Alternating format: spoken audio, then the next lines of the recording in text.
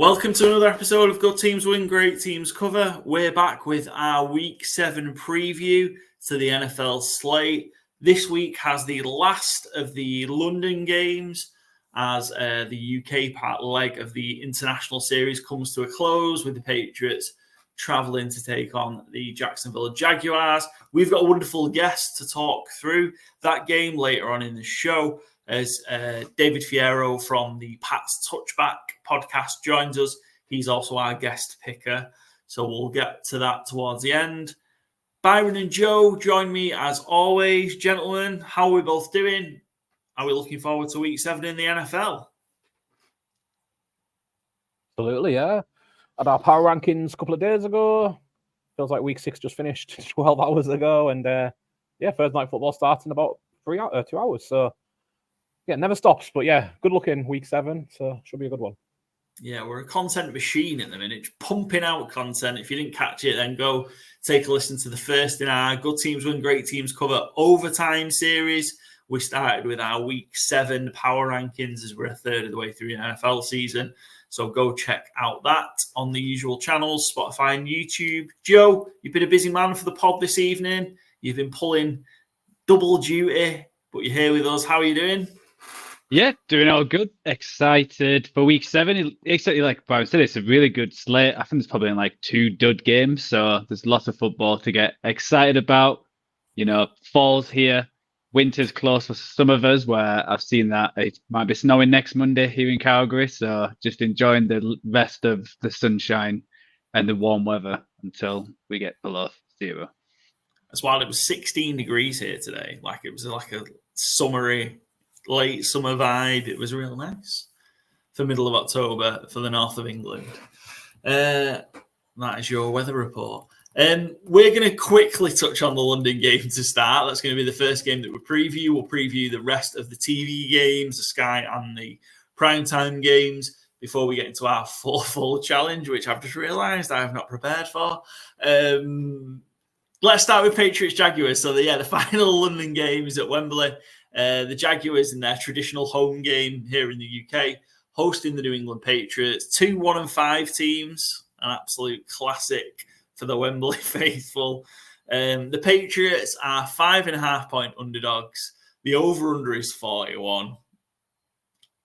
No, it's not. Why is it 41 on the sheet, Joe? Because I've got it under 42.5, which is good for me. Depends when it locked, doesn't it?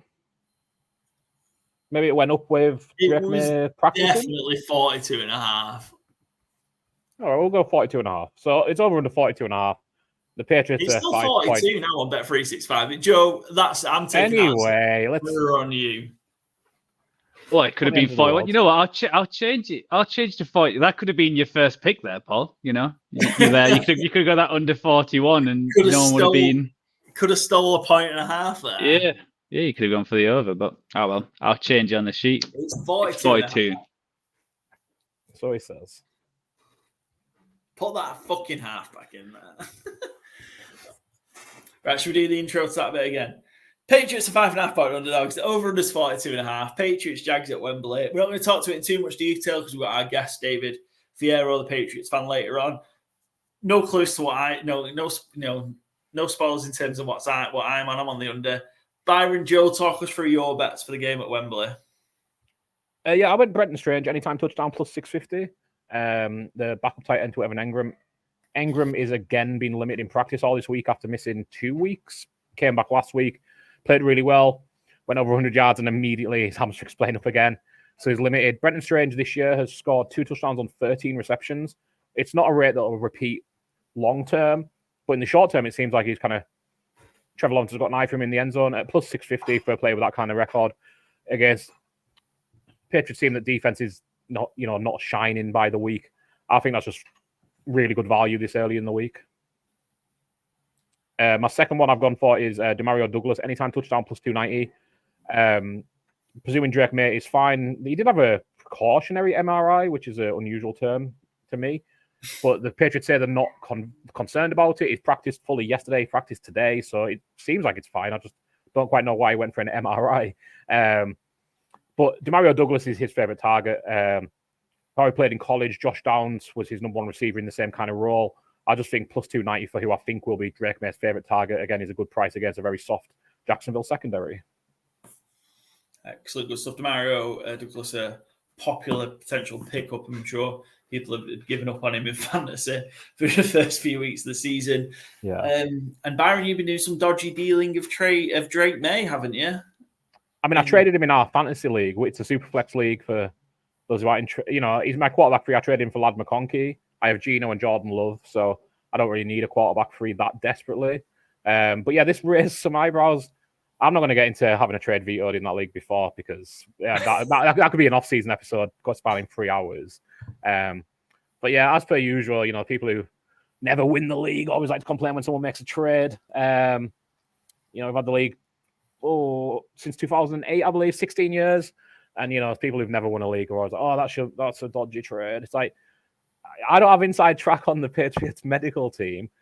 The information released about him having an MRI was hours before I sent the trade offer out. He seemed fine. He is fine. And I actually got a DM from the person I traded with saying like, thanks for the offer. That was really good for both parties. And it's like, yeah, it was. He needed a quarterback too because he has Will Levis. I need a wide receiver because I have Rashid Shaheed, and I'm going to try and not get emotional, who is now out for the season, and Nico Collins, who is out for another couple of weeks at least. So I'm really banged up at wide receiver. It's a beautiful trade that is mutually beneficial. I always get confused when people complain about trades. I think somebody's protesting too much. Someone's just explaining themselves. Did I tell you my trade for my work league? Sorry, you got me started here. We're supposed to do 2 minutes on this game. You brought up trades. My manager traded Justin Fields yesterday after Russell Wilson taking starter snaps for Jalen Hurts. Now that is called taking advantage. I called her a crook, but I said I won't veto it. Because I believe in letting adults make their own decisions. Some of our fantastic league mates, like to babysit people. So, all right, Joe, let's move on. Joe, your bets for the game at Wembley. It's a very aggressive podcast. It started today. I'm similar. I've got Douglas to have a big game. I'm going at 75 plus receiving yards at plus 320. I think both of these defenses can allow big plays, and I think Douglas is going to exploit that for the Patriots. And on the other end, I've got Evan Ingram anytime touchdown score at plus 200.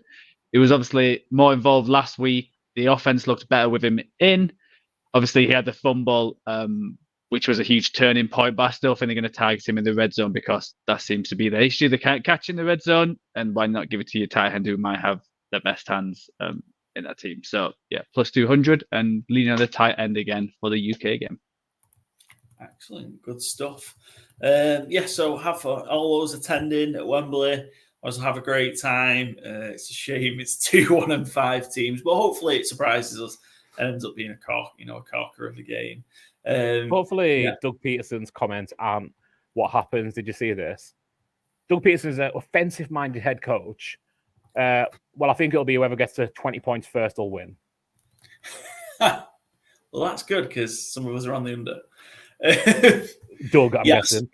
I saw him trying to talk his way up. So obviously Cisco's comments last week, the safety, not the artist from the early 2000s, was talking about kind of how the players, some players on the defense might have given up, and Doug Peterson was asked a question about that. He was trying to talk it out that the team had given up. That was real interesting.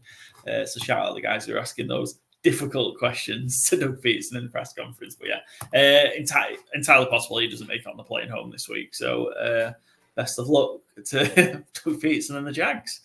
Let's move on to some better games. The Sky games this week, they're the two best games of the week by far, aren't they? So easy choice for Sky this week in the early and late slate. Criminal, really, that these games have been left out of the primetime slots. Maybe not so much the first one, because who'd have known that the Vikings would have been this good, but certainly the second one. How could you not have the Super Bowl rematch in prime time? It seems crazy, but Lions Vikings is the early Sky game. The Lions are, Joe, where have we settled? Is it 2.5 point underdogs or 1.5 point underdogs? 1.5 point underdogs. The Lions on the road to Minnesota against the Vikings. The over-under's 50.5. Yeah, huge clash in the NFC North. Somebody can get a huge advantage here for the rest of the way with a win over the other. The 5-0 Vikings, the 4-1 Lions. Yeah, what we like in here? Yeah, I love the Lions. I think they are. I still think they're the best team in football. We'll be interested to see how they cope without Aiden Hutchinson, but I do think they've got the bodies to deal well with the Vikings O-line anyway. And I think their offensive line is still going to push Minnesota around. I think they're one of the better teams who are set up to play against Brian Flores' blitz-heavy scheme because they have so many answers. As we kind of talked about on the power ranking show, you know, they've got Jameson Williams to clear out. Amon-Ra and Sam Laporta are such sure hands underneath or going deep. Jameer Gibbs and David Montgomery are such a great 1-2 that you don't know what's coming when they're in. It's not like one's a tell if it's going to be a receiving or a passing down. And I did find this interesting looking back in the Dan Campbell era. The Lions are 3-0 against the spread in Minnesota. They haven't won every game, but yeah, he's never failed to cover the spread in Minnesota. I think he's going to have him right up for this game. I know the Vikings are coming off the bye, but I think one of the biggest pressure points for the Vikings is going to be as well no Aaron Jones, or it seems very unlikely Aaron Jones is going to play. They've just traded for Cam Akers. They were interested in trading for Khalil Herbert instead of Sash as well. Before the Bears weren't interested in trading to a division rival. So I think that doesn't bode well for Aaron Jones' availability. And I think I like Ty Chandler as kind of a boom-bust player, but I think against this Lions front, I don't think he's going to get much boom. Truthfully, I think it's going to be a lot of getting hit at the line of scrimmage or behind it. Cam Akers is, there's a reason he's getting moved again for a sixth round pick. I just think the Lions are well set up in this game to go out and dominate. I have them at -6.5 on the alternate spread, plus 257. I was hoping for a little bit of prize, maybe 3-1, but yeah, I'll take plus 250 on the Lions to win by a touchdown. Nice. Yeah. I'm on several different Lions bets because of the line that moved. I took the Lions plus 1.5 last week, thinking I was real smart, but then they moved to 2.5. Yeah, I guess that's on the back of Aiden Hutchinson's injury, but yeah, on that. And I do like yours. Lions by touchdown might be a bit much, but I do like the Lions to win the game outright. For sure. The Lions are on a real good run against the Vikings. I know this might be a little bit, slightly different Vikings team. But this includes times when the Vikings have been in the playoffs. Lions are on a 7-0 ATS run against the Vikings. Six of those 7 games have hit the over. Lions are also just real good on the road. 8-2 against the spread in the last 10 road games. And the Vikings suck at home as a favourite. The Vikings are 0-5 ATS in their last 5 as a home favourite. Specifically in Minnesota, they were a home favourite against the Jets in London. That was in London. Joe, what are you liking for this game? Yeah, I'm slightly worried that we're all liking the Lions. Yeah. It feels like such a, the Ravens game last year. Yeah, and we've been against the Vikings all year, just being like, oh, it's going to fall off at some point, and is this going to show? Are they going to show up again? I think it's going to be really tight. I think the Hutchinson's injury is going to be massive, just because the Lions haven't really got another person to make that kind of impact, and giving Sam Darnold all that time can certainly pick this Lions defense apart. So they certainly need to scheme up to get pressure on Darnold, because with the best wide receiver in the game, they can certainly hurt the Lions. Aaron Jones, I had a quick look because I was trying to see if he was playing or not.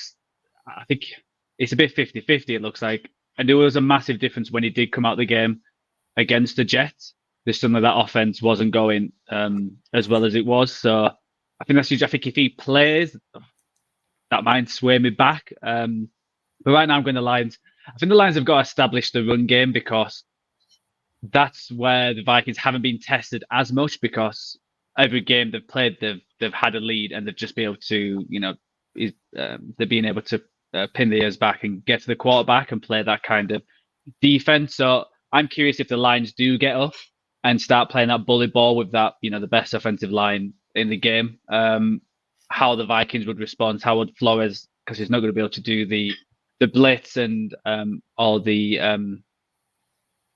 everything he wants to do if they're down and the Lions are winning all of them. So I'll jump onto my bets now. So because I think the Lions are going to do a lot on the ground. I've got Gibbs and Montgomery both to get an anytime touchdown at plus 250. Obviously, that could be in the air as well. Both can catch it out, especially Gibbs. But yeah, I think it's going to be a pound and ground and actually, show the Vikings who the real boss is in NFC North. Because if the Vikings win, that's a win against the Packers and the Lions, and the 2 games up, and that'll be huge. So yeah, the Lions need to have this one. Yeah, I agree. I think, to be fair, I think if the Lions did get down early, I don't think that would deter them. I don't think from sticking with the kind of the run game and things like that. It'd have to be crazy and get out of hand, I think, for the Lions to have to kind of change what they do. So, yeah, I just like him. I shouted out about this over a week ago, and I didn't understand it then. I don't understand it now. That the Lions are 1.5, or it got to 2.5, wherever we're at. I don't understand that the Lions are underdogs here in any way, shape, or form. I know the Vikings have been, 5-0. They've had a great start. I think your early call might have worked out better if Aiden Hutchinson hadn't got injured. Because I think that line probably would have moved. Like, it's hard to believe that nothing's changed with Aiden Hutchinson being ruled out. So that's probably bought in where that line would have moved, is why it's probably still where it is, I would dare guess. Yeah. Excellent. Should be a cracker, though, and a great early game on Sky Sports. The late one, arguably even better. It's the Super Bowl rematch.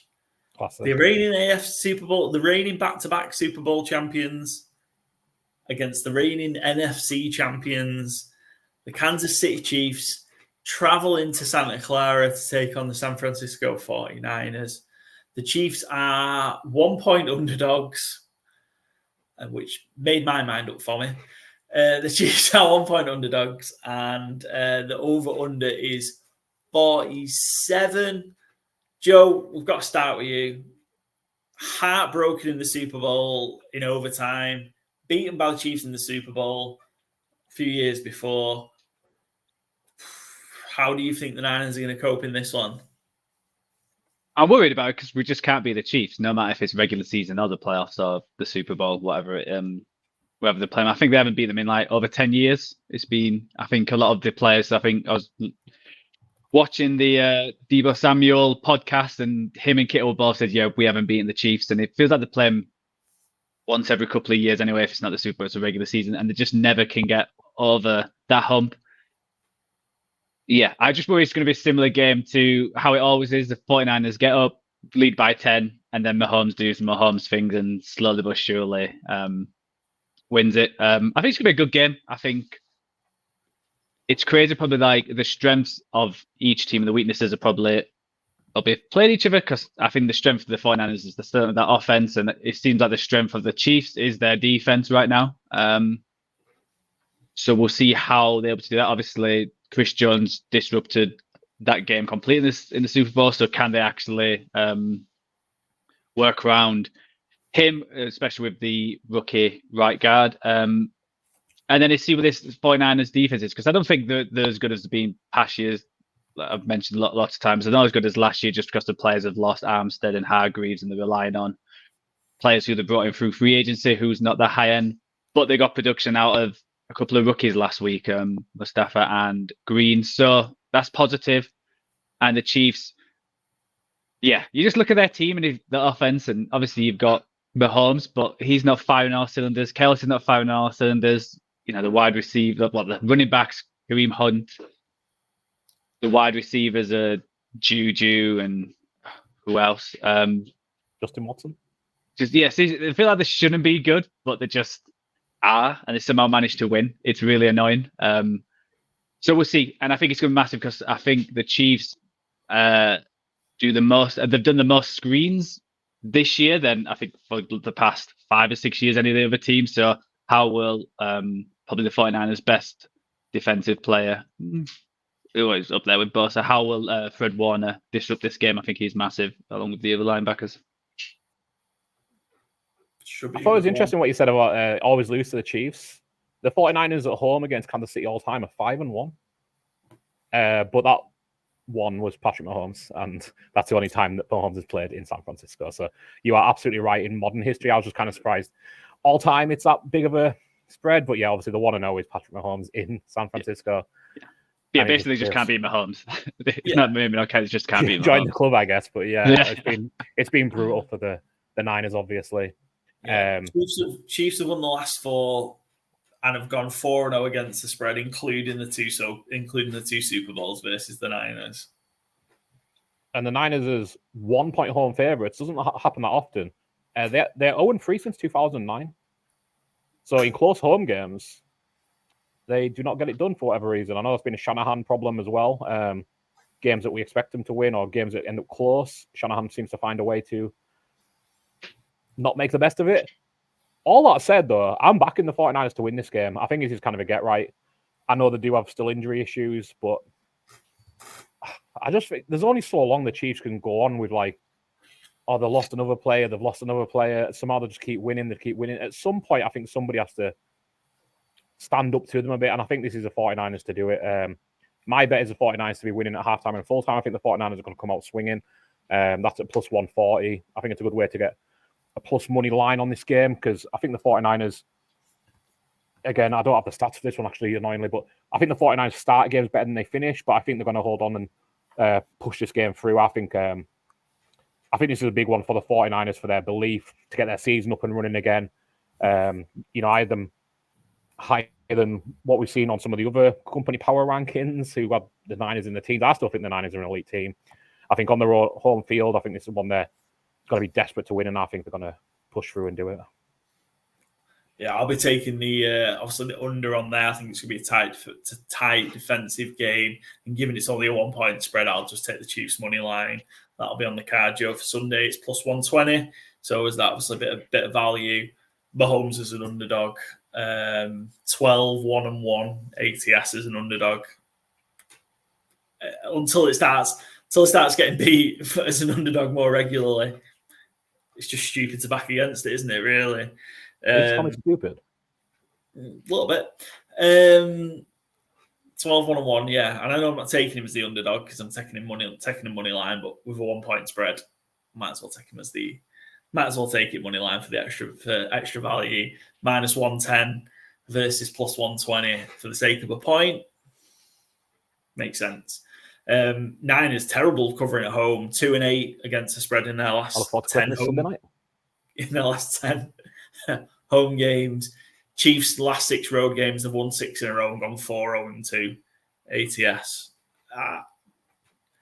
You do not get rich. You do not make money betting against Patrick Mahomes. That's how you get rich, yeah. You zig, I zag. I'll welcome you back to zigging next time. Mahomes is an underdog. Pirate. See you then. Yeah. Joe, what's your bet for the game? Sorry? I said, Joe, what's your bet for the game? Yeah, Joe. I keep doing this. Sorry, Joe. Yeah, I've got Deebo Samuel 6+ receptions at plus 215. I think the Chiefs are good at pressuring the quarterback, and they lock down usually the top wide receiver. So I think they're going to, and that's obviously Ayuk. So I think they're going to do a lot of cross routes, trying to target the linebackers. So I think the main man there is Deebo. Just drop it off. I think it's going to be him and Kittle. Are they going to be the main 2 guys like it has been most of the year? I think Ayuk's going to have another quiet game. So 6 plus 6 receptions. Just hopefully when Brock Purdy throws them just go forward a little. Yeah, for the screen, just go forward a little bit so it doesn't count as rushes. So that's what I'm hoping for. It's a nice price. Yeah, plus 215, and it's good value there for sure. Obviously, it was a big part of the Thursday night game last time against the Seahawks. So, yeah, Super Bowl rematch. And who knows, it could be the Super Bowl again come February. Could well. Short odds for that. I wonder what the very good odds that the 2 teams on the 4 teams on the screen right now will be in the Super Bowl. That's between the Lions, the Vikings, 49ers, and Chiefs. Certainly. 2 teams leading the way in the NFC for sure. The Chiefs undefeated in the AFC, and the Niners are just kind of there, aren't they, really, Joe, so far? So we'll see. On to the primetime game. So Sunday night football. Jets just haven't really been out of the news this week, have they? This last 10 days or so. Firing a head coach, trade for Devontae Adams, and then they're on in prime time Sunday night football against the Steelers. The Jets are 2 point favourite. No, is that right? That's not right, Joe. 2.5 point It's favorites, right. yeah. Is that right? Yeah. Yeah. I was as confused as you were. The Jets are 2.5. Jets are 2 Yeah, point. Yeah, I'll just see it again. Jets are 2 point favorites. The over-under's 38. Yeah. What do we think to this one then? Devontae Adams, obviously new on the Jets. I mean, I'll just get this over and done with. I've taken Devontae Adams anytime touchdown. He's gonna play. I suppose the benefit is this. I guess the drawback is the Steelers have been preparing to play him for the last 2 weeks because they thought, they just in case he was going to play for the Raiders last week. Yeah. Versus obviously now he's playing for the Jets this week. But I've taken him anytime touchdown scorer. I think he's going to play. Aaron Rodgers is going to be looking for him. Plus 175. It's really lucky as well. Like sometimes when I fly across country, big long flight, I sometimes stiffen up. Apparently, it's what cured Devontae Adams' hamstring injury. A nice cross country flight. So that's a medical marvel. Good for him. That's delightful. And I share your shock at the Steelers being underdogs here. I'm guessing that's what your shock was. So I've got Steelers plus 2.5 at minus 110. It's the Russell effect, isn't it? It's the Russell Wilson effect. It must be, yeah. But you got essentially TJ Watt, the best pass rusher in the game. Is that fair to say? Mm-hmm. Highsmith's back. It just. I like Devontae Adams. I think he's a good addition. I don't think he's going to solve all the problems. Obviously, got Cam Hayward. Have we seen the Jets O-line? TJ Watt is. Aaron Rodgers can't really move.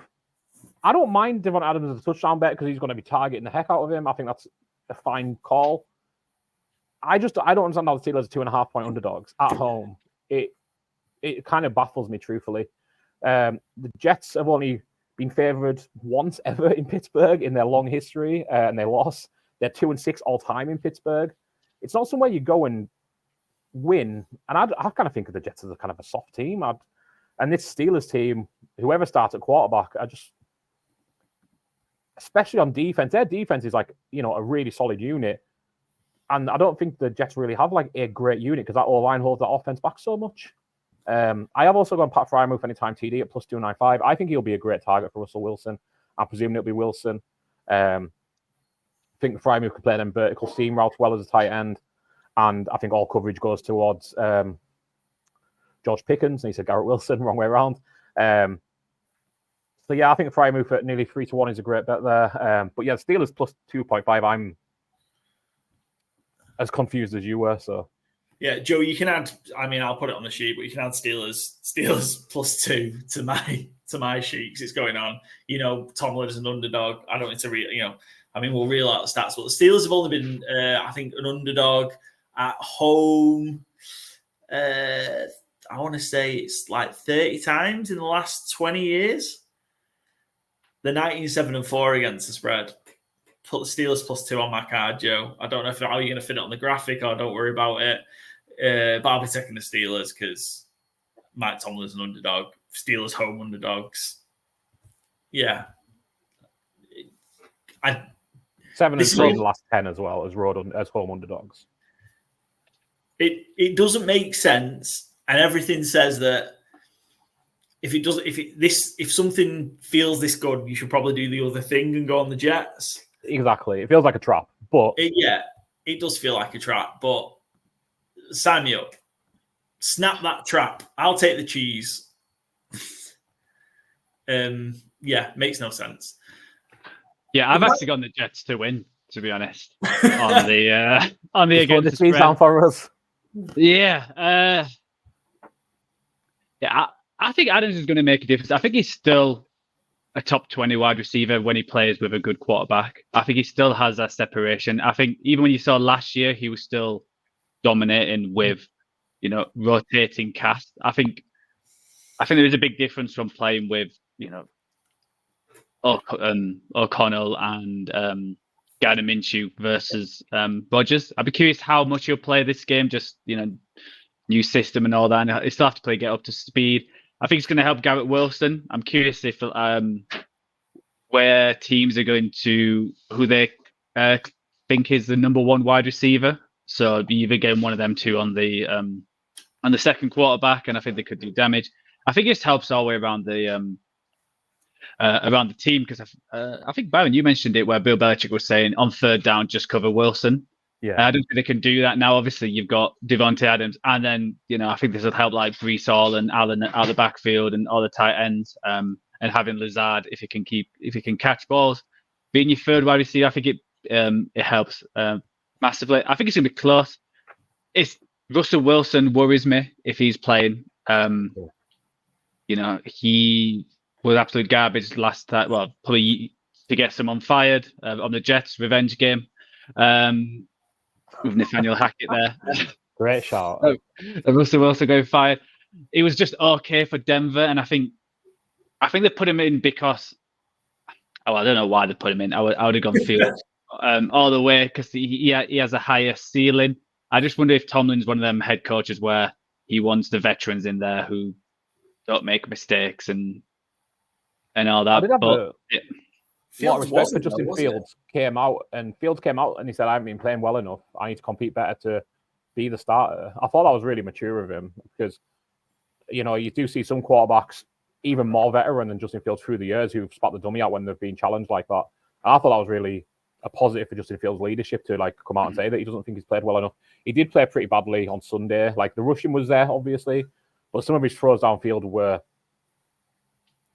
didn't look great. I think I would stick with Fields, truthfully.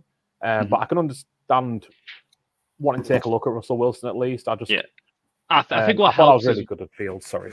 Yeah, and I think what helps is that they've done it this way around. So if Russell Wilson stinks, they're like, "Oh, we'll put Fields back in. Everything's good." Rather than Fields absolutely stinking the joint, going to Russell Wilson. If he stinks the joint, then you're like, "Oh shit." But yeah. And also, I think a big thing is that Zach Frazier's out, the rookie center who's played well this year. So I think Quinion Williams is going to have whoever gets in there. And, Russell Wilson's not Russell Wilson of old. He loves to hold on to the ball, but you can't escape like what Fields can. So I think that's going to be big. I think the Jets are going to try and send as much pressure as possible and scramble Wilson's brain, because he's not the Wilson of old. So it is an interesting choice to make, isn't it? Without starting centre and obviously with injury and the quarterback change, it is to have both changes. Seems a bit wild, I don't know, but yeah. So, I feel like the Jets need it more. That was another decision as well. I feel like the Jets need this win. The Steelers can lose this one and they'll still be fine. So yeah, that's what I feel. Yeah. On to bets. I've gone over 38. Actually, the Jets offense was a bit better, and potentially the Steelers get more through the air with Wilson, so potentially might get some more points. And Devontae Adams anytime touchdown scorer. I'll also add the Steelers +2 to my card. Byron, your bets? We haven't covered them. Yeah. I mean, I mentioned them. Steelers +2.5. Prior move anytime touchdown. Oh shit, you did. Yeah, apologies. Yours. Yeah, and I've got Rodgers. Yeah, I've got Rodgers over 1.5 passing touchdowns at evens, and Rodgers' longest completion over 40 yards at +155. So, yeah, going for the big ball down the field. Hail Mary. Previous. Well, I'm going to put it out there. It's going to be defensive offside. He's going to draw it out, and then he's just going to launch one down to Adams. But I'm just that's my prediction. Classic Rodgers. And commentators will be laughing it up like, it's like they've never missed a beat, Jim. And that's probably my Tony Romo, who doesn't do Sunday Night Football. But Have you got a Collinsworth? Not especially. That was kind of a Collinsworth. I just said the wrong name. The only Collinsworth I've got is, now here's a guy. Yeah. I'm getting very excited about Patrick Mahomes, just like Tony Romo does, in fact. Yeah, that's fair. That's Sunday Night Football. We do have double Monday Night Football. Yay. Yeah. Straight up, baby. Yeah. Ravens Bucks. Ravens 3.5. Is that what it is now, Joe? Yeah. I took it 4.5, but Ravens -3.5, over unders 49.5. I'm on Ravens -4.5. They kill the NFC teams. I know it's on the road, but they kill the NFC teams. So I've just gone Lamar and the Ravens, making it 5 wins in a row, comfortably covering the spread. Although I've been gypped by a point. But yeah, Ravens -4.5 for me. Gents, what are you liking in this one? Neither team can defend the pass, so I've gone Mayfield and Lamar to go over 250 passing yards. I was tempted to push it a little more to go like 300 for bigger odds, but this is +294, and I think that's an acceptable price for what doesn't seem such a high bar for what I think are going to be a lot of passing. I don't think this is going to be a Derrick Henry game. I think this is going to be much more going to try and keep up with each other game. I think both teams are going to score relatively at will. So yeah, +294 for Mayfield and Lamar, over 250 passing yards. Joe? Yeah, I've gone with similar. I think it's great passing. So I've gone Zay Flowers 2+ anytime touchdowns at +900. I think a few of these this year. I love this one. And I just think the main wide receiver, and I do like the odds that he's their main wide receiver, and I think it's on a Monday Night Football. He's going to want to, show something. So yeah, Zay Flowers. One big injury, I don't know if, we haven't touched on, but Mike Evans didn't practice again today. Yeah. And I think that is huge because the Ravens' passing defense has not been great. They've been really good stopping the run. It's been the pass defense which has not been amazing. So I think if you've got Evans and Goodwin, that's one of the best 1-2s. And I don't know how Goodwin will form when he has to step up to be that number one guy. I don't think he'll get the same amount of production on third down because I think Evans gets that much respect from defenses. And so I'll not be going for any of the running backs this week, even after how they performed last week. Told Bucky and Tucker. Yeah, looking Sean Tucker. Yeah, I feasted on the Saints. Don't think you have the same joy against the Ravens.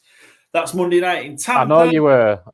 Didn't you just ask for a fun fact trivia? I did. Yes, that's exactly. I thought you did. Yeah. So the Bucks are 1-5 at home versus the Ravens all time. 2-8 total. The last time, it's been over 20 years since the Bucks beat the Ravens, and that was on the road. It was September 15th, 2002. What a week, what a year that was. But what I'm wondering is, what was the number one at the time single? I'll take UK, US, or Australia because they're all three bangers, so they're all different. 2002. September 15th, 2002. What were you, Joe? 6? I was 11. Oh, well, yeah. I mean, this is a great time for pop music. These are all pop bangers as well. You know. How did you get Joe's age so disastrously wrong there? I know he's a lot younger than me, and I like to play on it. Is kind of the entire 2002. Let's September go. 2002. It was September 15, 2002. I didn't hear your question, really. Okay, sorry. Let's go blue, all rise. No, but I think that was the prior September. I used to love blue. Great. It's crazy how close, in some way, shape, or form, Joe gets quite close with these guesses. Yeah. He's a million miles out. 2002. You're going to like these three. Atomic Kitten. Is that too late for Hole again? Tide is High, Atomic Kitten. My man, yes. Oh, yes, Paul. The UK number one is Atomic Kitten. The Tide is High. Yes, Get in, Paul. What a shout. Atomic Kitten fan. Feel ashamed. So we've got one all on the fun fact trivia for the season now. Mr. Blobby and The Tide is High. I feel that one's a more respectable one to get, I think, than Mr. Blobby. I think neither of them have any respect. I think so. Yeah. But one of them's a UK icon, to be fair, and it's not Atomic Kitten. No disrespect to Kerry Katona. So what, that had been in the US? Oh, sorry, Mr. Blobby you were talking about. So that's right. Yeah, Mr. Blobby is a UK icon.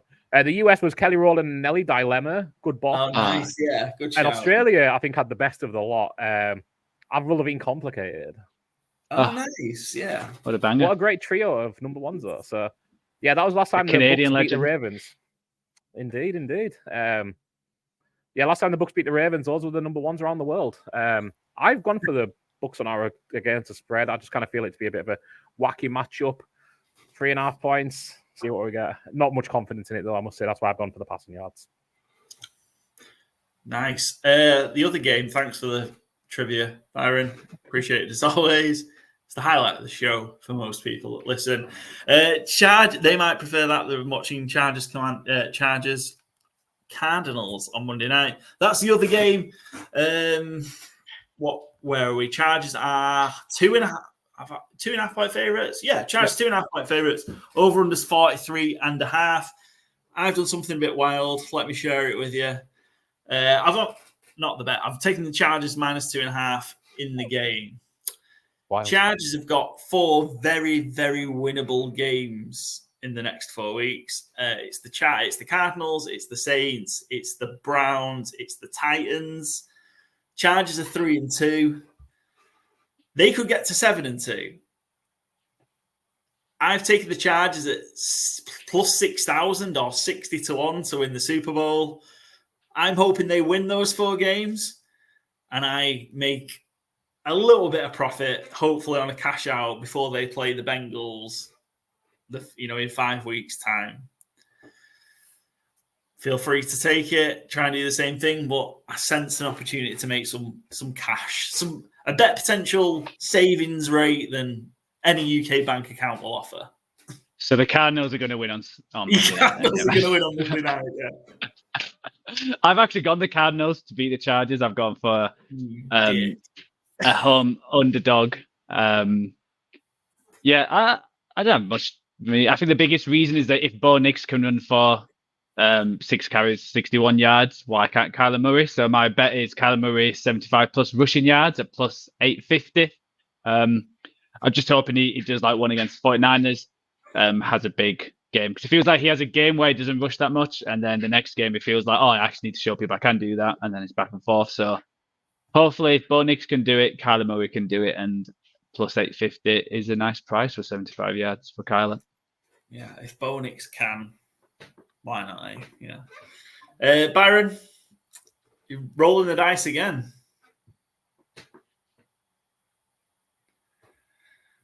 Last week to do it, but yeah, now he's 320 because he already got a touchdown on his debut. It's a kind of a little bit of a bet against J.K. Dobbins, and also they don't really have much else in the backfield. I think over time J.K. Dobbins is going to wear down it a little because he's coming off such brutal injuries. He had a great start to the season, but week by week I think he's slowing down, sadly. And I think Vidal's shown enough to get an improved workload in his second start or his second game. So, yeah, I think 320 for a running back, I expect to get plenty of work. Seems like a good bet to me. And also, I mean, I've gone for the Chargers now against the spread section. Chargers are 5-1 against the spread in Arizona lifetime, which I was kind of surprised by. Again, you don't really expect to see such a dominant, record between two kind of anonymous teams. Excellent. Dual Monday Night Football in the books. That's the TV games, the London game, and the primetime games. That was a lot of games. Is that 6 games we've previewed? Mm-hmm. That's a lot of games. It's too many games. Not many more, really. Yeah. Let's head to our 4-fold challenge that I'm wholly unprepared for. And I have the first pick this week. God damn it. So 4-fold draft. This is our season-long competition where each week we come up with a 4-fold parlay or accumulator, whichever your choice of language. We pick 1 over, 1 under, 1 underdog, 1 favourite, and try and combine them in a roughly 12-1, 12-1 or plus 1,200. ACCA, we track the results over the course of the year, and the loser will be doing some sort of horrible, locked in a fast food restaurant for 24 hours, having to eat their way out. Kind of forfeit. And as it stands, that looks like it's going to be Joe, but there's a long way to go. Joe, where would your choice be if you were having to do it right now? Maybe A&W because it's 2 minutes away from my flat, so A&W. What's A&W's kind of, their... Well, they're known for burgers, but they're known for the root beer, but I don't like root beer, so I don't be touching that stuff. So see, it'll be either that 24 root beers. Yeah. It'll either be that or what's the other one? They do blizzards, and that's just Dairy Queen. I just do shit tons of ice cream for 24 hours. I mean, that would make great content. Joe trying to house 24 of them. That'd be hilarious. I don't know if you've ever seen this, Paul, as well. I presume it's the same up there, Joe, where they don't have to, but they flip the blizzard before they give you it. That's always a fun. Doing that 24 times would be a fun little video to put together. Nice. It's to show that it's not runny. Oh. It will be when it fires out of his nose. Like if there's somewhere else then. There too. That's not going on the TikTok. I know. Yeah, it's a surefire way to get banned. Right. I'm just stalling for time because I don't know what to pick because I've not prepared this week. I didn't prepare last week and I got close, so maybe it will help. I'm going to take my favorite. It seems the easy thing to do right now. I'm going to take the Cincinnati Bengals -5.5 against the Cleveland Browns. Cleveland are terrible. They've just traded away their only kind of real weapon. Deshaun Watson is Deshaun Watson. And the Bengals can't afford any more slip-ups in these kind of games. They've given 2 of these games away already where they've kind of been big favourites. So, I'm going to take Burrow and the boys to do the business. -5.5 in-state against the Cleveland Browns. And just pour more misery on the Cleveland Browns. Fair. Yeah. That was an easy one. I'll work on the rest now while you two make your picks for a bit. Cool. It's me up. I will take my favorite underdog of the week. We've already covered the game. Lions plus, what have we got? 1.5, 2.5? I know we just talked about this. But I'll take Lions plus 1.5, please. I just think I have a lot of faith in Detroit, obviously, from preseason. They're my Super Bowl pick. Jared Goff was my MVP pick. Kind of coming off that one a bit. But there's plenty of time left in the season. If they win, finish as number 1 seed, it'll be in a great shout to be the number 1 seed. It's just not been an explosive start. And I think it might be a bit of a come-to-earth game for Sam Darnold / the Vikings. So we shall see. But that's my pick anyway. Lions at Vikings plus 1.5. Joe, double pick, which I know is difficult when you're doing the slides as well. Yeah, so I'll go for my I'll go for a favourite, actually. I'm surprised they didn't go first. So I'll take it and we can talk about the game. Same as time. I'm going to go the Eagles -3 against the Giants. I just think the Eagles are a better team than the Giants. Only slight hesitation was it feels like the Eagles can't blow out anyone. They can't just win big. But now they've got the big 2 wide receivers back, Brown and Devontae Smith. I'm fairly confident that they'll be able to beat this Giants team and Saquon to rub it into any New Yorker who supports the New York Giants, especially the owner. Saquon revenge game. You'd think the Eagles, even ATS, would have a real good record against the Giants, wouldn't you? I'm guessing that's probably as no. I mean, it's not disastrous, but okay. The Eagles are 4-6 against ATS against the Giants in the last 10 games, even though they've won 7 of them outright. Which is interesting because, typically, to be fair, this has been the lowest spread in those last 10 games. There's not been a spread under 3.5 in those 10 games. This is 3, so potentially that play into the Eagles' hands. I expect the Eagles to put beating on the Giants, to be fair. Where you get kind of Giants so far have been up and down, haven't they? But I'm kind of expecting the Eagles to put beating on the Giants. A bit of a bounce back from a rocky home performance last week against the Browns. Sirianni needs to get a bit of favour back on his side, really, don't he? After berating the fans last week. So I was wondering where that was going to say when you said Nick Sirianni needs. I'm like, I'll have a long list of things Nick Sirianni needs, but favour is certainly on the list. Yeah. And just tipping it further in your balance here, Joe. This was on my list, obviously, but Andrew Thomas out for the season. The Giants' only good O lineman, but truthfully, one of the best O linemen in the league. Brutal for them because he's really held up that O line for the last 2 years, and it hasn't been great, even with a player of his quality. And obviously, he already missed last week, but Thibodeau is on IR, so you kind of lose 2 of the biggest players on one of each line. I think 3 points is kind of a gimme here as well. Yeah, this was on my list, certainly. Yeah, I think it's just I think the only reason it's only 3 just plays to the Eagles' ineptitude, I think, more than anything. Joe, that's your favourite. Where are you going next? What are you taking with your wraparound pick? I'm going to go underdog just because even though I've got quite a few underdogs on the ATS, I'm not really confident in most of them. Which is not good. So I'm going to go with Byron's team. I'm going to go the Seattle Seahawks +3 against the Atlanta Falcons. I think it's going to be a close game. I think it's going to be a high-scoring game. Yeah. I think there's going to be plenty of points. I think both defenses are not great. I think it's going to be a shootout, and hopefully Gino can outlast Kirk Cousins. And I'm shouting out because I haven't got him on the list. I think DK Metcalf's going to have a huge game in this game as well. So at +3, I think it could be a tight one. So I'm just hoping the Seahawks can sneak this victory. Yeah, and another stupid reason why I feel like the Falcons are not going to win more than 10 games, so they got to lose some games, and this is the kind of game they'll end up losing. So yeah, fair.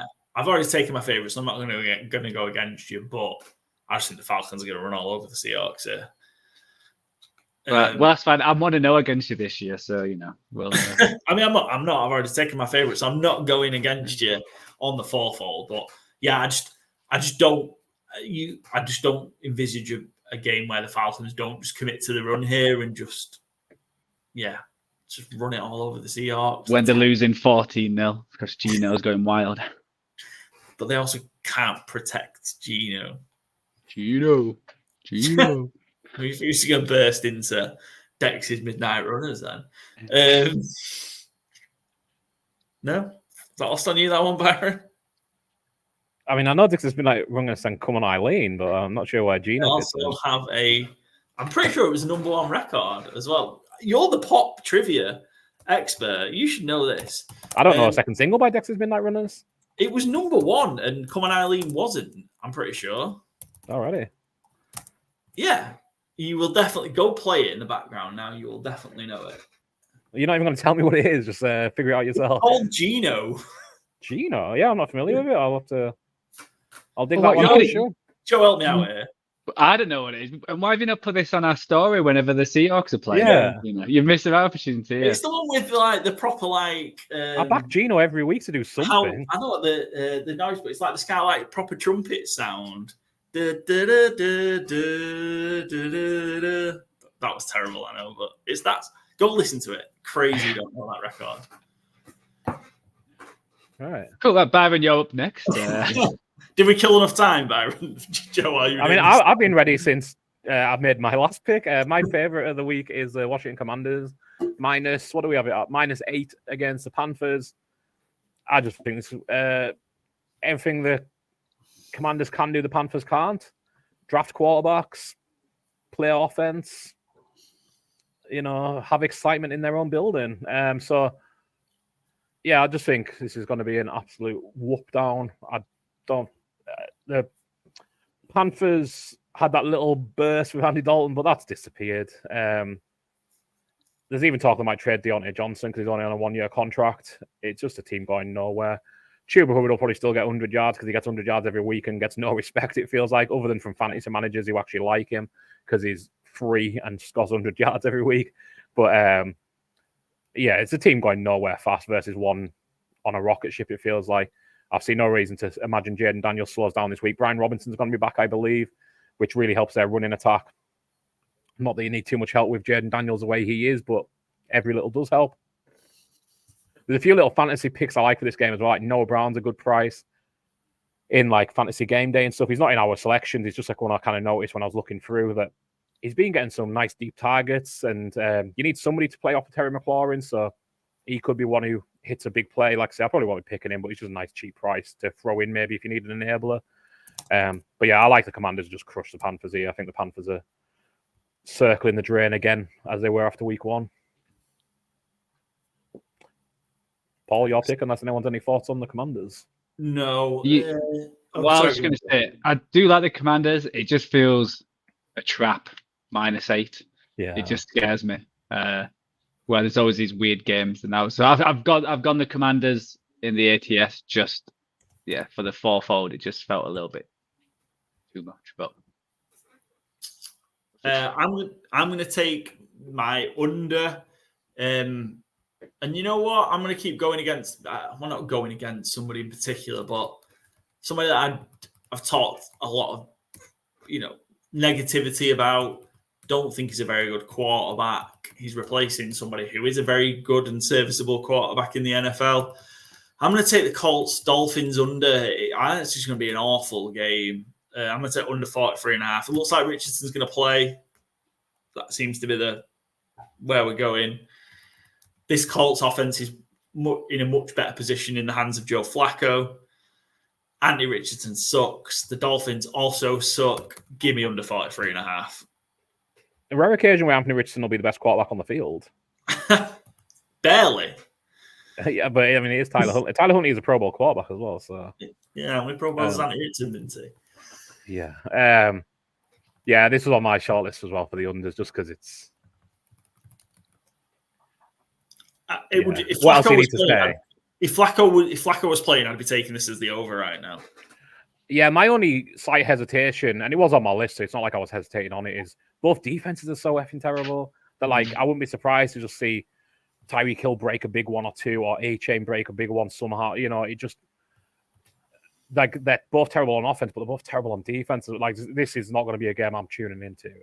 I will catch up with it obviously in time, but when you look in that window, we've got Lions, Vikings, Texans, Packers, Seahawks, Falcons. That's kind of a battle of what's going to be the second game to red zone for me. And then, Colts, Dolphins.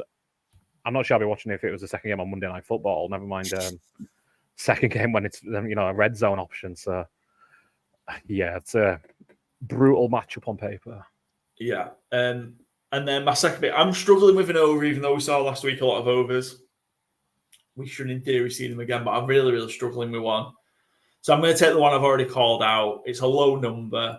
It's Sunday Night Football. It's Steelers, Jets. Back in that Jets offense continues to improve. It did so much better against the Bills. I know the Steelers defense is tough, and just hoping that the Steelers maybe moved the ball through the air because the Jets defense broke down a little bit as well. So maybe kind of a combination of two leads to more points.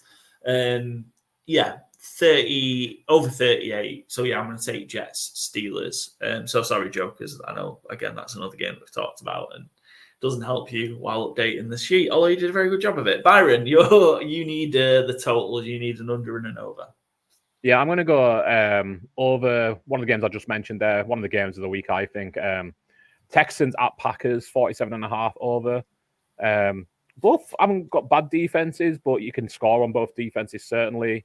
I think kind of both defenses are good on paper, maybe more than on grass or turf or whatever they're playing on. Grass at Lambeau, I presume. I think CJ Stroud's been playing really well, but maybe not putting up the points totals you expect, with the run game being an issue first and Nico Collins being out. I wish it was 38, Joe, but it's 47.5. I'm sure you're still up there. I'll take 38 if you're offering me it, but I don't think you're my bookmaker, sadly. And Jordan Love's been up and down as well, but the ups have been really good, and it's kind of the game plan I expect to continue for both is, you rely on your quarterbacks because they're both special. So I think this could be an absolute classic early season game, or getting towards mid-season now, I suppose, but big test for both teams. And this is probably going to be my second game. Lions Vikings on at the same time. It's very frustrating, but it should be a great matchup between two young quarterbacks in the league. 47.5 for me. Yeah, I do like this one. I think that was going to be top two. Then ones. I think it's going to be super exciting. And if the Patriots can score 21 on you, I feel like the Packers can at least get that and more. And we say the same thing with Jordan Love every week. He's boom or bust, and if he's not scoring, crazy throws where he's just like a fuck it throw, Brett Favre kind of thing, just in the corner, and the wide receivers he's running interceptions, and the teams have got chances. So I think this definitely could be the game of the week. I think it's going to be super exciting. Both teams. And I think both teams need to make that statement getting to week 7 now. So I think it's the statement time. Who can get that statement win and be like, we are a force to be reckoned with? Absolutely. Excellent. Good stuff. Joe, you need your totals to finish off. Yeah. Okay, I'm going to go my under first, because that's one I'm more confident in. I'm going to go the Bengals Browns. I was a bit disappointed how the Bengals played against the Giants. Where I thought they were going to be, that offense was going to take another step and it was going to look super exciting and all that, but it just wasn't, and it was very disappointing. And I think that Browns defense, even though it's not been as good as last year, I think it's still a good defense. They're playing at home. If they can limit the big plays which they've been giving up, I think they can keep the Bengals down to 20, and if you can do that, Watton's not scoring 20, so is being 41.5. I do, I do like that one. And it always feels like these two teams, it's always like 12-10. So it feels like that kind of game when they play against each other. Not to burst your bubble, but the over 6-3-1 in the last 10 between these two. Well, the play was a lot lower, so What's the total? 41.5. Yeah. Two of the totals were under that. There you go. It is 2-6-2 in Cleveland, though, between the two, to be fair. The overs only hit 2 of the last 10. There you go. So I was thinking about Cleveland. Well, I mean, their defense is so different on the road and at home. This was on my under list as well, just for that. If this was in Cincinnati, well, it'd be a bigger over-under, obviously, but I'd be more inclined to lean on the over. But yeah, Cleveland just have these low scorers at home. Mm-hmm. And then, the overs, I think it's really tricky this week. Obviously, Byron took that one. Am I going to do it? Yeah, you are going to do it. Yeah, I'm going to go Raiders-Rams. I think both have not got a great defense, and I think the Rams coming off the bye week, I think Cup's playing, so I think they're going to put some points on this Raiders team. And I don't think the Rams defense is that amazing. So I think the Raiders could still get some points. So it's at 43.5. It's not too bad a total. So so as long as the Rams get like 30 points, then I'll be happy with that. I mean, that will go a long way to over 43.5 total, won't it? Yeah. Certainly will. Excellent. Good stuff. Byron, you need a under. Yeah. I think this is a tough slate for the under overs this week, but I'm going to lean on Monday Night Football. I'm going under 43.5 Chargers Cardinals. I think the Chargers are going to try and ground and pound as they usually do. I don't think they're in the business of putting up 30 points. I think they're happy to win 17-10. Keep the Cardinals off the field, punish them with long drives. I think that's what Jim Harbaugh wants to do, and I think this is a Cardinals defense that isn't in much position to stop a team who wants to bully them, unfortunately for Arizona. And, the Chargers defense has been very stout against points this year, so I could see maybe Murray. I don't think Murray's necessarily going to have a bad game. I still like Joe's better than the rushing yards. I think that's in play to hit. But I think it's maybe a bend not break defense for the Chargers. And I think they can, if the Cardinals can't keep scoring early, I think they can, shut this one down pretty early, the Chargers. Nice. Good stuff. I've got the favourite left, and I guess, I've got my underdog left, and I guess I knew I was going to have the chance to take this, but I think taking this as the 12th overall pick in our 4-4 draft, Patrick Mahomes as an underdog, give it to me. Chiefs +1 against the Niners. Ride and die with Patrick Mahomes. All right. Ride and die with Patrick Mahomes as an underdog. I kind of having been able to understand that you guys were on the Niners from an ATS perspective. Knew I was going to get it, but just in case, I thought ride it. I didn't want to take it first. Gathered that you two weren't going to take it. But to get it, 12th overall. Yeah, I mean, you're always going to when we disagree with you.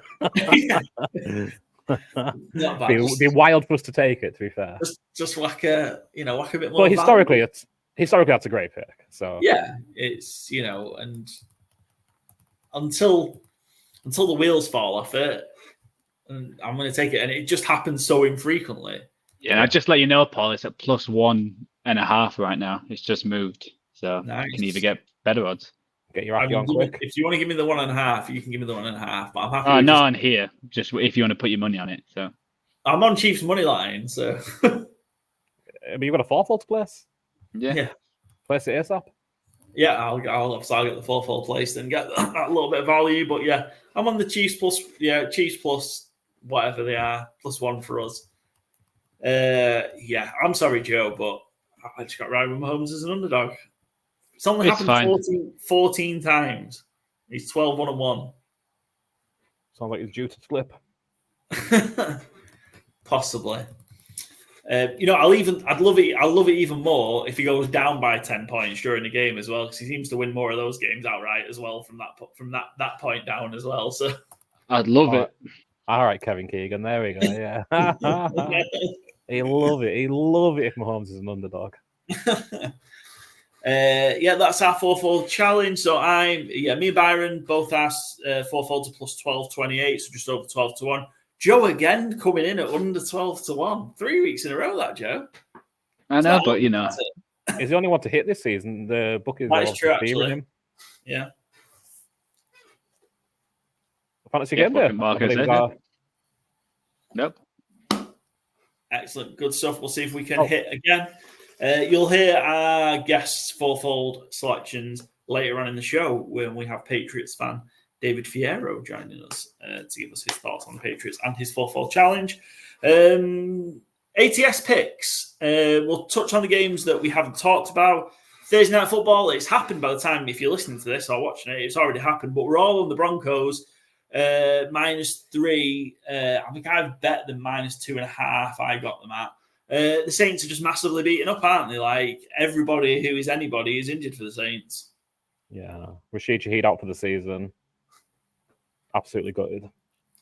No Olave for this one. Derek Carr still out. Yeah.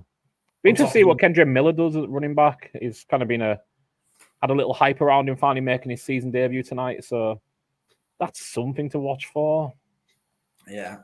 Another Spencer Rattler game. It could be chaos, but Sean Payton returning to New Orleans. Yeah, I'm just going with the Broncos. Dennis Allen fight level enough. I don't think they'll fire him this year, but certainly he's a bit more on a hot seat than he was 3 weeks ago.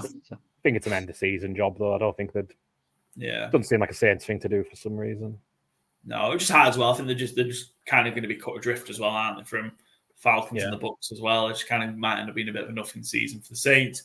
We've talked about the London game. Me and Joe are taking the points for the Patriots. Byron, you're on the Jags. We're all on the Bengals, -5.5 against the Cleveland Browns. All on the Lions. We've touched on that game. Joe, you're taking the Packers as a 2.5 point favourite against the Texans.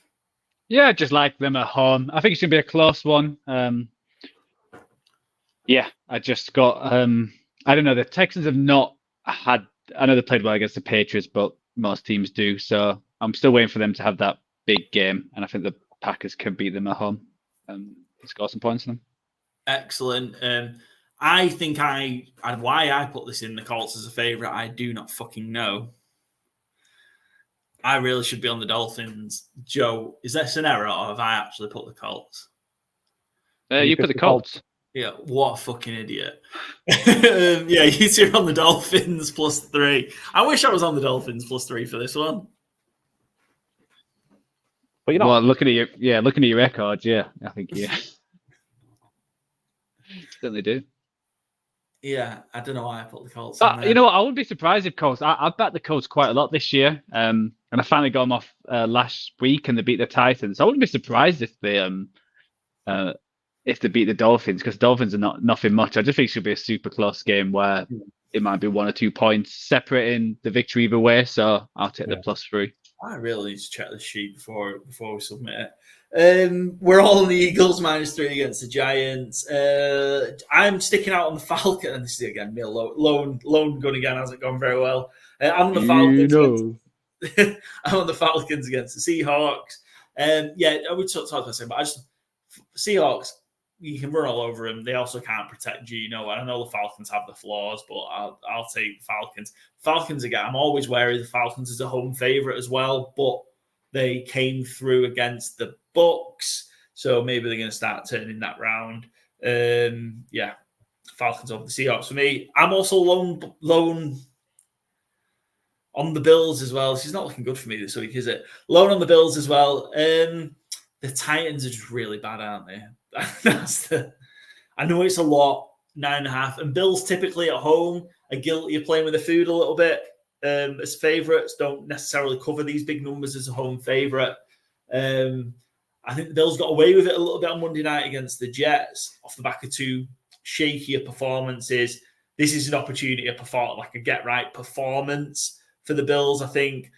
I think the Titans suck. Are the Titans still rolling with Levis? Yeah, I think so, yeah.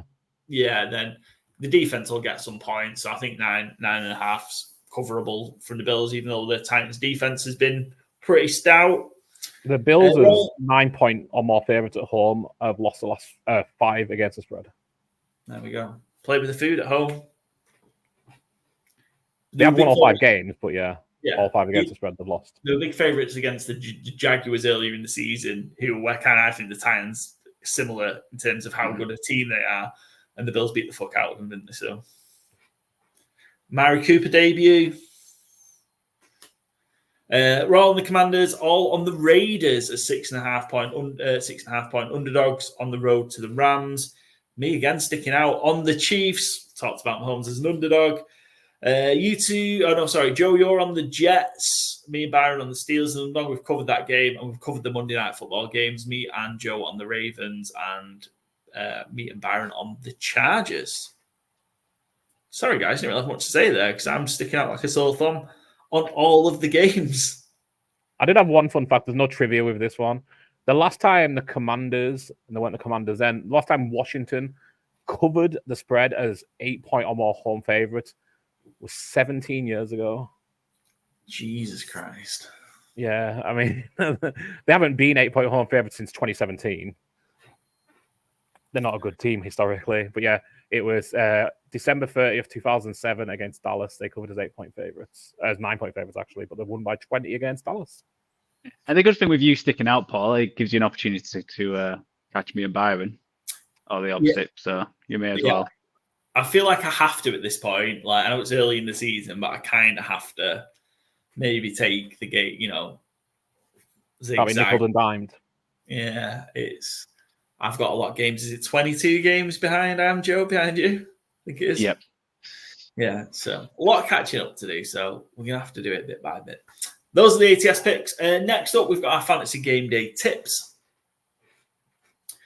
Reminder, Fantasy Game Day is now, I think this is definitely a factual statement, the UK's fastest growing NFL daily fantasy game available. If you're interested in your fantasy football, you might be 0-6 so far in your fantasy league.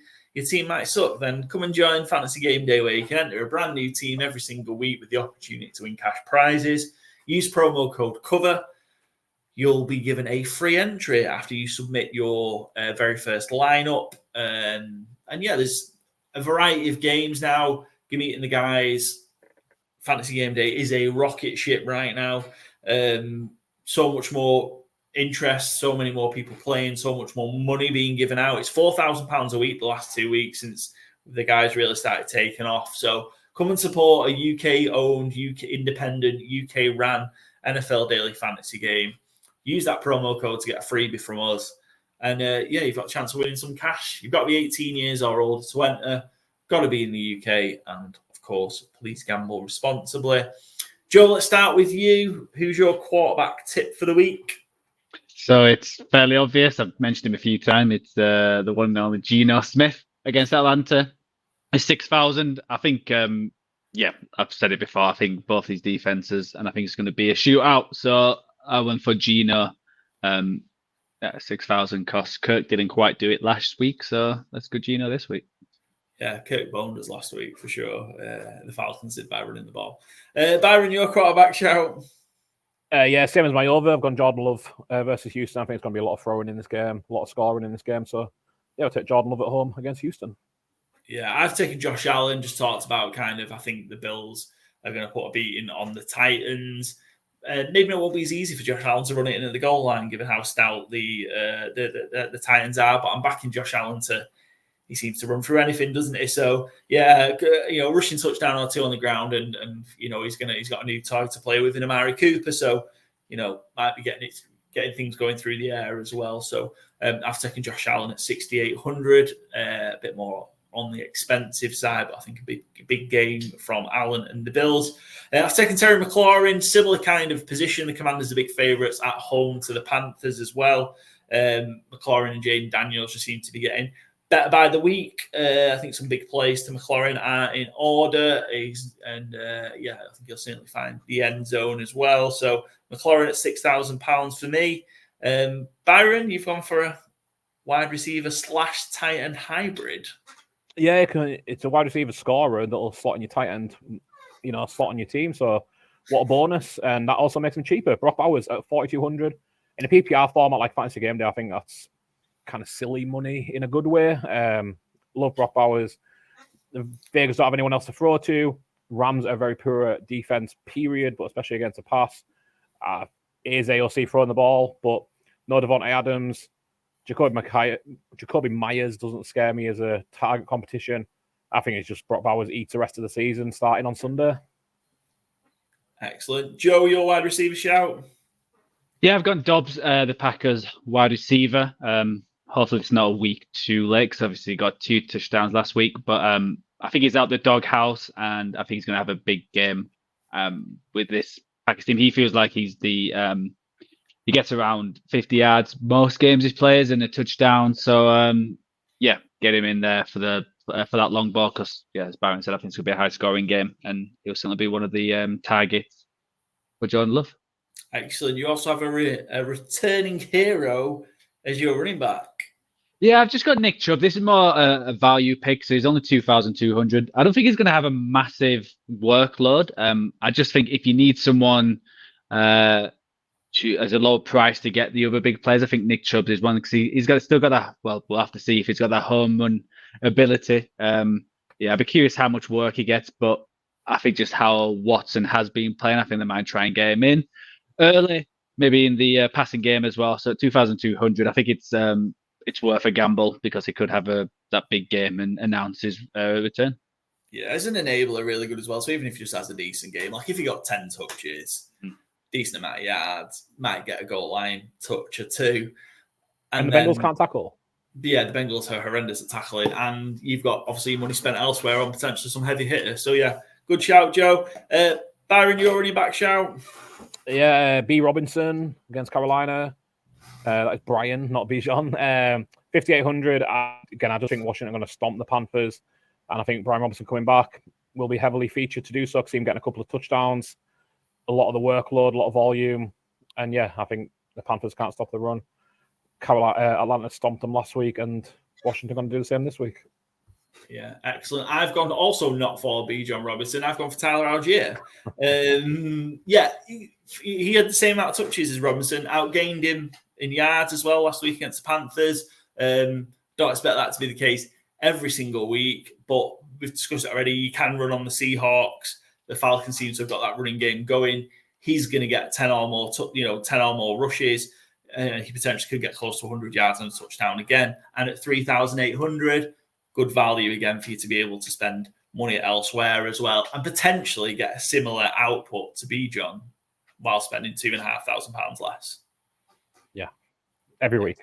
Yeah, so yeah, Tyler Algier for me, which means I'll get 2 touches and do fuck all.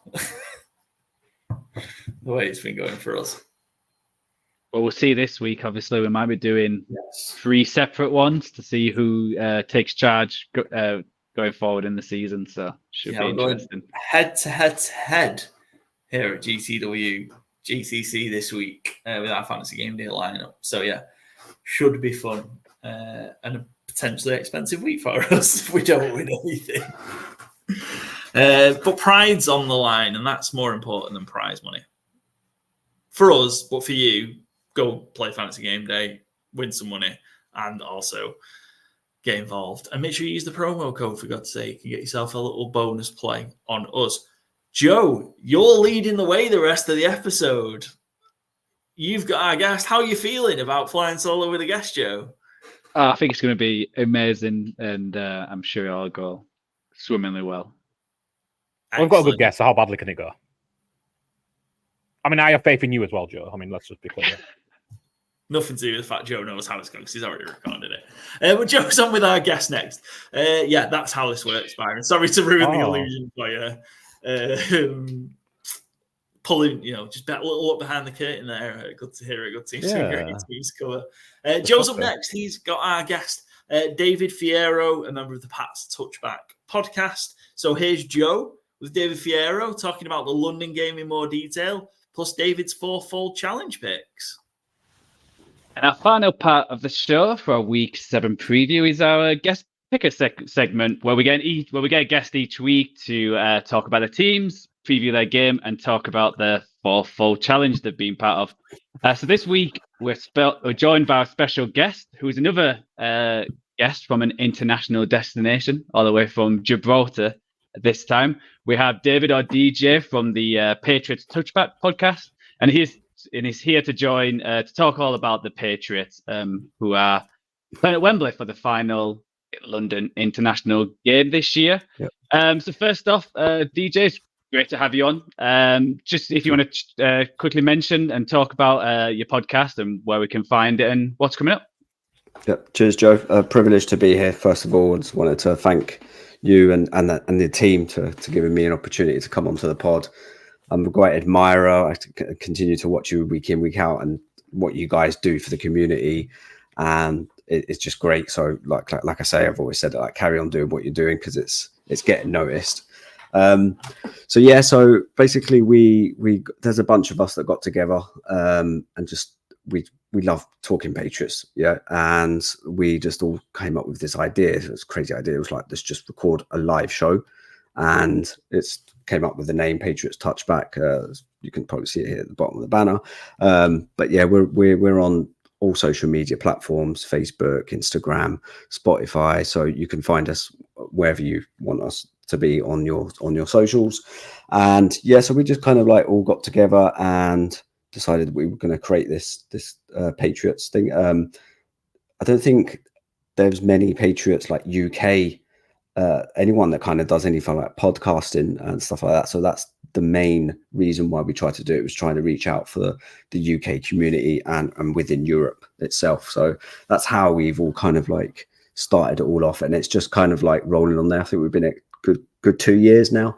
We've been all together, and it's just all about consistency and getting shows out and delivering Patriot stuff to the UK community. Yeah. Like I said, yeah, it's great having you on, DJ, and obviously talk about the Patriots, and from a team who was winning Super Bowls year after year, or certainly been up there, certainly a bit different the last few years. So yeah, let's get talking about them. So after a surprising week 1 win against the Bengals, it feels like it's gone a bit downhill on either side of the ball. Obviously, big changes at the quarterback last week. Yeah, so if you can summarize how the first third of the season, how it's going, any positives, or where do you see them going from here? I think it's like you said, you just touched there, pretty much based. Like, we've been spoiled for the last, since the Brady era, Belichick era. So you're coming close to like the 20 odd years, and to having the team go through what they're going through now as what we class as a rebuild, we're not used to it. And I think we do tend to, or at least the Boston media, they tend to kind of hammer the team down way too much. You know, they expect wins, but you can't continue to be like that when you're going through this rebuild. So yeah, I mean, this season, you got to week 1 and you got the Bengals, and you come out with a win. You think, "Why, here we go, lads. So we're gonna be back on track again." And then I think reality hit, and it came to the Seattle game, don't get me wrong, I think we had a good opportunity to even take the win there, but it was overtime, and it just didn't go our way. But then you start to feel, right, okay, is this now the real Patriots side that we're kind of used to? So of like what we saw last year. But yeah, I mean, I kind of expect it. It's going through the motions at the moment. I mean, you got a new head coach now with the new quarterback in place as well, which May started last week, which is given, like I say, a glimmer of hope, I think, because there is kind of that, you see the sparks of what this lad can actually do. I mean, what he's done in one game, Brissett couldn't do in the last 4 or 5 that he was starter. So I think that does say pretty much to what this guy can do and what he does. He just needs time, and we need to build around him. The running game at the moment is kind of at a nil because we've got issues with Stevenson, his injuries. The O-line, again, they're shuffling left, right, and centre. There's no consistency, like who's starting where, guards, tackle. It just seems to be a bit all over the place. So I think it's like I say, it's going to go through a rebuild. We can't expect anything to happen just like this. It's going to take a year, two. You know, we just need a good free agency, a good draft, and obviously look to the future, because there's nothing else that we can really expect from what we've got at the moment. Yeah, obviously it's a big change in the summer with Bill Belichick going, Mayo coming in there. I think that's one of the biggest surprises from my end. I think like the defense started well, but the last few weeks it seems to have not been at that level. Mm-hmm. They've also been hit with like some injuries, and it's just some issues with Peppers, for example, with the arrest and all that. Like the trade as well from when we're losing Judon. Barmore had his injury as well. So again, it's going through the motions of adjusting without those players. And I don't think I think it's kind of like you said just now, it's kind of creeping up and saying in the sense that the depth is probably not what we used to, or what we are used to. It's just the way it is at the moment. It's not much we can really do. Yeah, and how do you think Mel's doing? Because I think one of the weird things that's happened in the last few weeks, it feels like there's more coming out of the locker room, like in the headlines, and there's been a few disgruntled and that kind of thing, which you don't expect from the Patriots. Exactly. Do you think? Yeah. In the Belichick era, that wouldn't have happened, I don't think. I think Mayo is probably a bit more open, bit more transparent. But I agree with what Belichick used to do. He used to keep things behind those four walls, and it never used to leave the room. Whilst now, there's things that will creep out. There's the media that will kind of like get things out of Mayo, which you would never get out of Bill. But yeah, it's just the whole different locker room, the whole era. It's the complete change. It's not do your job anymore. It's more what Mayo says. So yeah, it's a complete revamp. Just a different change. And one of them things obviously was the Brissett, and a lot of players didn't want him in. And I think after that Dolphins game, I actually watched that game because I was on the under that game. It was not a good game to watch, and it makes sense why they got Drake May in. And obviously it's very early in his career, but I feel from last week, it felt like a lot of people were saying, they're throwing him into the Wolves, playing against this daunted Houston Texans team behind this shoddy line. How is he going to perform? But I think he actually played well. He had some rookie mistakes, which you do expect. So, yeah, you do. Mm-hmm. So, and obviously you picked him when we did our Fans on the Clock International, when we did our mock draft this year, and you picked Drake May, which I think, and when he came around, I think everyone expected. So how do you think he's played that game, and go in and talk to that Jags game, who's one of the going from the Texans daunted defense to one of the worst defense in the league? How do you think he's playing, and how do you think he's going to play against the Jaguars this coming Sunday, which you'll be at the game as well? Yeah, we'll be attending to that game. Yeah, I think I would have probably played him at the Miami game. If they were thinking of making a change, I would have thought the Miami game would have made sense. Now, don't get me wrong. I think the Texans do give up points. I don't know if that's what they were kind of thinking. Like, well, we can probably get a couple more points out of the defense of Texans. So I think they should have thrown him in on the Miami game. I think he may have had a chance to win that game. Like you say, the game was appalling from both sides. It wasn't an easy game to watch. But I think he should have started on that game. And in terms of how he performed, like you say, he's made some rookie mistakes, but there is that slight hope that he is doing the right things. I mean, you can't, like I say, you can't expect a lad to go in and throw 400 yards, 5 touchdowns, and we got a new Tom Brady. It's just not going to be like that. You just have to be consistent, be with him, give him support, which Brissett, give him props. He's been there day in and day out with him. I mean, I think he was the first person that was running up the sideline to congratulate him. And when he threw his first interception, there was no one around him, but it was only Brissett. No coaching staff, nothing, which just goes to show how much he's kind of like inputting and helping May to be there as a veteran. So, yeah, I think moving forward, we need to continue with him. That you can't now bench him. When I first picked May for you guys, when I thought they were going to pick him at the first thing, I was insisting, and I said this on my pod, that we should just sit him a year. We didn't want to rush him into something and end up being like we did with Mac Jones last year, where I think the Patriots were a little bit in fault of that as well. I think he played a major part in that as well, because I don't think he was probably that good enough, but we didn't help him.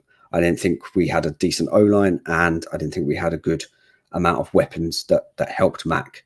And we kind of probably mentally destroyed the boy, which is where I think we're a bit dubious now of throwing in May. But May is probably on a different level, if I'm trying to say. Like, Mac's probably here, but I think May is already above that, and that's what's going to help him push through, I think, this season. And like I say, hopefully we can grow around him to make him successful as a QB, as we need someone to be.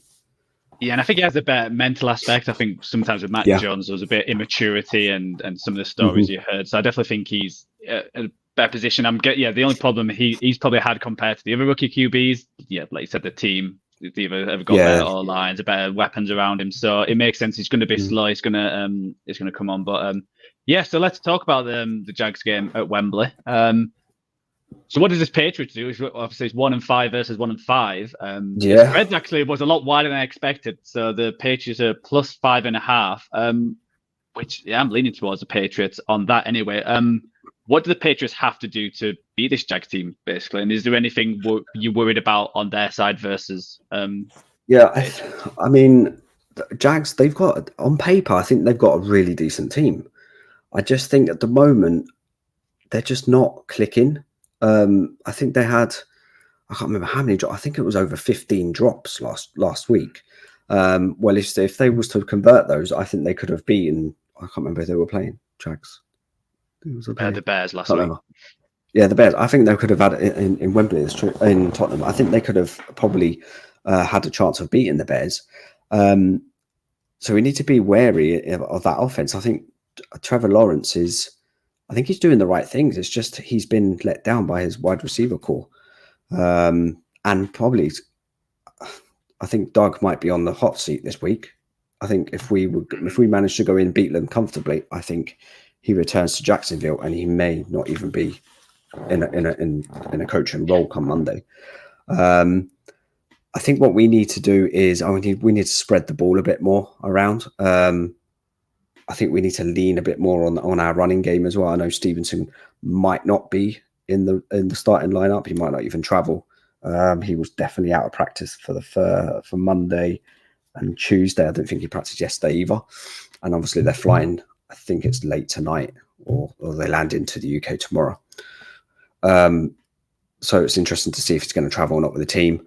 But Ramonde is our kind of running back number one. Again, he's had his inconsistencies with his fumbling as well, which he's trying to work on. But yeah, I think we're just gonna have to lean a bit more on Gibson on this game as well, and then obviously rely on our weapons in wide receiver to try and beat this Jacksonville's defense, because they are pretty good as well. It's like you say, we're both 1-5. I think we're trying to chase another victory. Either way, and it's going to be. I think it's going to be a close game. Yeah, definitely. I think they got to do similar to what they did last week, and the big players they had with Demario Douglas and Hunter. Have them big players against this Jags defense, which you can do. And then on the reverse side, I think Trevor's been playing decent, but he always gives one or two opportunities for interceptions and fumbles. So they just got to take them opportunities, and I think it's going to be a good game. I've got it over the. I think it's 41 the over under as well. I think I'm probably going to go the over for that one. I think it's going to be a fun game where both defenses are not amazing, and both offenses can hit that big play. So I think it's going to be I think it's going to be a fun game, and I'm leaning the Patriots to get that second win and possibly Doug being hopefully. Every time I've gone to watch them live, they've never won a game. So even jinxing it. Okay, so now I might have to go the other side. I went to Boston to watch them against Seattle. They lost, and then in Frankfurt, we went over in Frankfurt, and they ended up losing that game as well. And now this one. Yeah, well, fingers crossed. Yeah, they can do it. And Doug might be the second head coach to be fired coming back from London. So yeah, I think he's got a good chance of. I think he might be gone.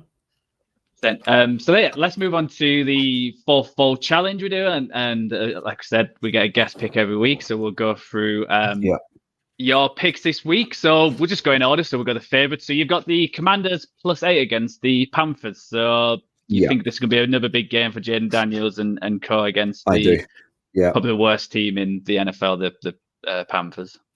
Yeah, I think it's a no-brainer here. I think Washington will do over a touchdown here and come away with the win. I just think they're just too.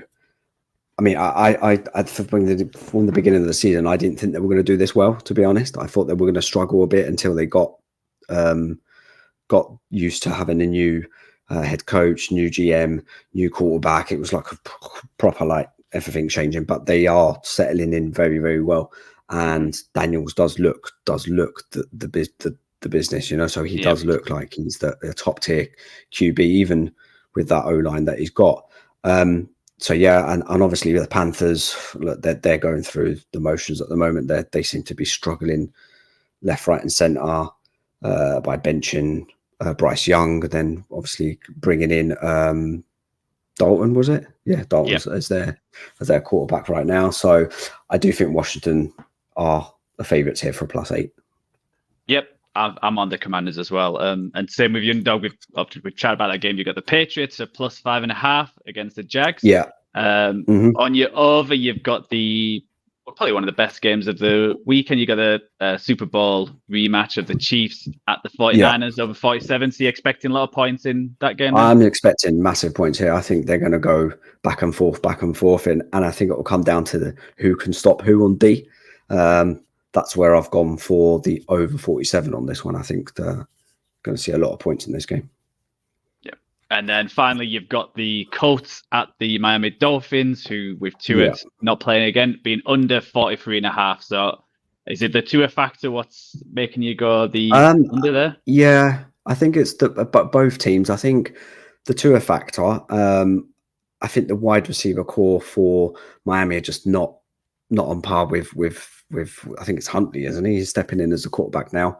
Hill doesn't seem to be anywhere. Waddle's not doing his thing as well. So I think they're not without Tua in the center. I don't see them scoring many points. And then Colts as well. They're a team where 1 week they're all right, and you're thinking wow, and then the next they're like they're a bit okay, but.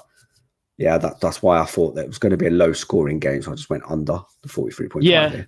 And definitely, it sounds like Anthony Richardson's going to be playing this game. Yeah, true. So it probably helps that he's playing instead of Flacco, which is a strange sentence to say that you expect less points with your main quarterback. Yeah. So that should be interesting. And at 43.5, that's a good line, especially how the Dolphins have been playing the last few weeks, especially on offense. Struggling. Mm-hmm. Yeah. So thank you very much for joining us, DJ. It's been great having you on. I don't know if you want to shout the pod out again, and where can people find you? Yeah, so we're on all social networks at Patriots Touchback.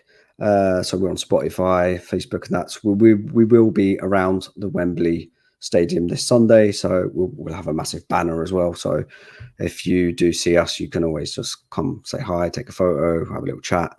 We should be doing some brief interviews with some fans around the stadium just to get their views of how the game's going to go, or if they want to chat about May, if they want to anything they want to kind of like talk about. So we will be around the stadium. So yeah, just give us a shout out. Yeah, it's great.